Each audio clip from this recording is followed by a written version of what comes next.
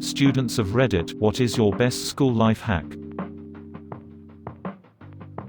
You can Google by file type. Using the syntax greater than file type, PDF name of the textbook I need will often give you downloadable versions and save you hundreds of dollars.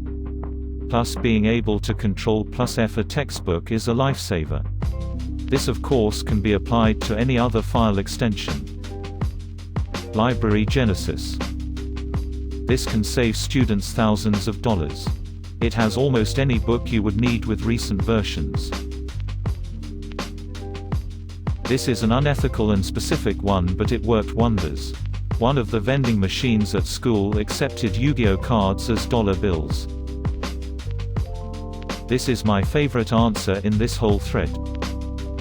It's made even better by the mere fact that someone had to think something like, I wonder if Pot of Greed could get me a soda. How many Snickers can I get for my blue eyes? White Dragon? I think the real question is, who the fuck sticks a Yu-Gi-Oh card in a vending machine expecting it to do something? Browse the textbook before the lecture. Or at least skim the introduction and the section headings. It's a lot easier to remember information if you walk into the classroom with a little bit of context. See, I've always done that, but had the most trouble with professors who just assign readings and then do their own thing. #X200B. Make time to visit them during their office hours during the first month of the term. Sound them out on the things they consider key information to the course. Don't spend your school time on Reddit. Which is exactly what I'm doing right now. I'm def not doing that right now. Same. I spend 30% of my workday shitposting on Reddit, and I've gotten a significant promotion every year since I started here without changing my work habits yet. So, all you students out there ready to start working, ignore responsibilities 30% of the time and you'll be upper management before you know it. Carrot disclaimer, your 70% effort, should outshine your coworkers 100% effort. If you need to participate in group discussion but aren't sure about the material, ask intelligent questions instead of trying to answer what you don't get. It'll buy you time and you'll still be participating. See the professor during their office hours if you need extra help understanding something. No one comes to office hours and they're usually really happy to help. In my experience, they're also more willing to give you the benefit of the doubt in situations because they can see you actively putting in effort. People underestimate the power of being seen. Sit in the front row and take notes. To add on to this, pay attention to how often other people are participating. If it's a high participation class, you'll probably want to contribute 3 to 4 times even if you don't know what's going on. Snatch up the easiest gimme answers and ask a couple good questions and you're set. If participation is low, your teacher will be thrilled anytime someone says anything at all. Just ask like one question during class and you'll be fine. I had plenty of college discussion-based classes where certain students literally never talked. At most it would be once or twice in an entire semester. And only because they were directly addressed. My classmate took up a strict 9-to-5 school schedule. Right from the first semester. Every day, he'd work 9 to 5. He was either in class, working on homework, or studying if he got everything done. At 5 p.m., he'd pack up his stuff and was done for the day.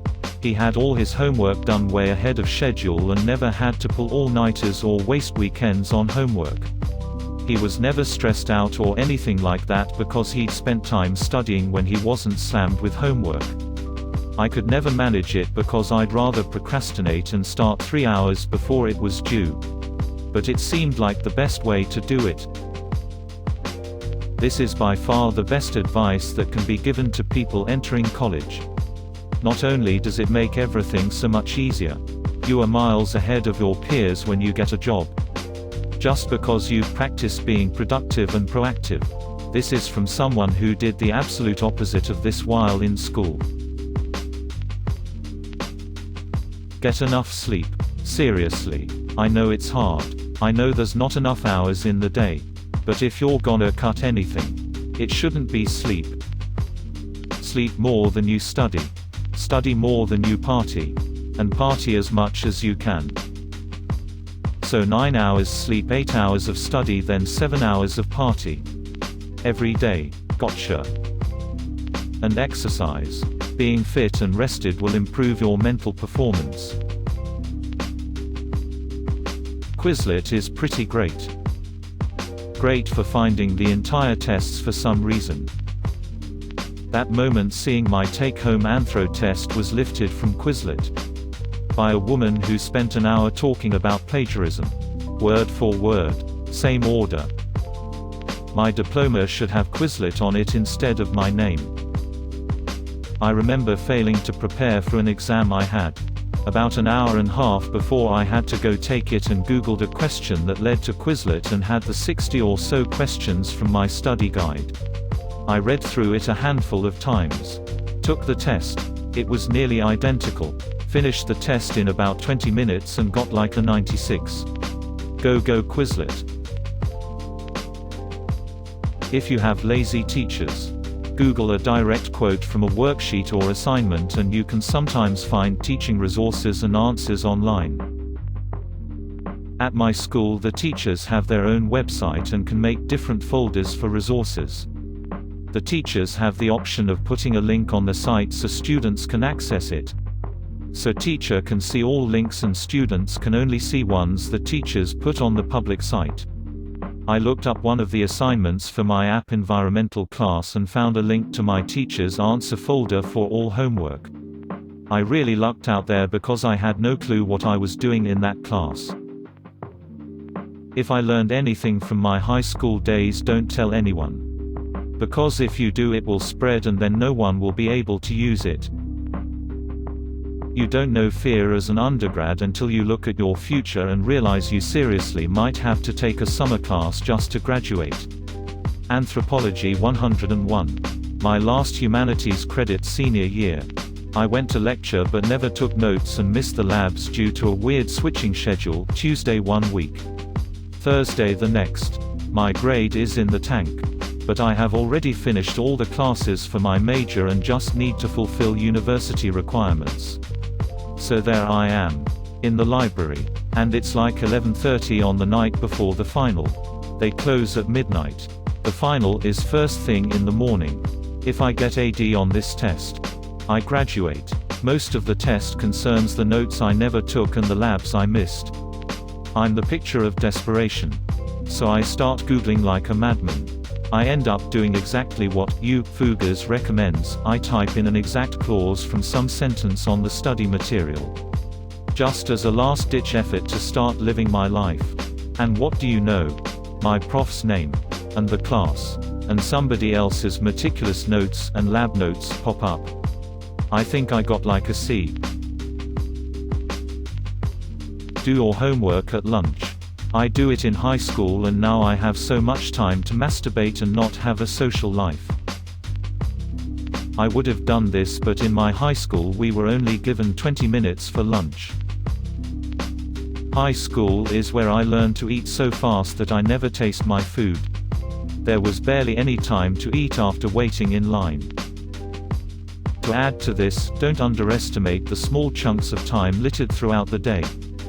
Got an hour before your bus, lecture, whatnot. Do some study. You missed the bus that was scheduled literally 1 minute after your lecture.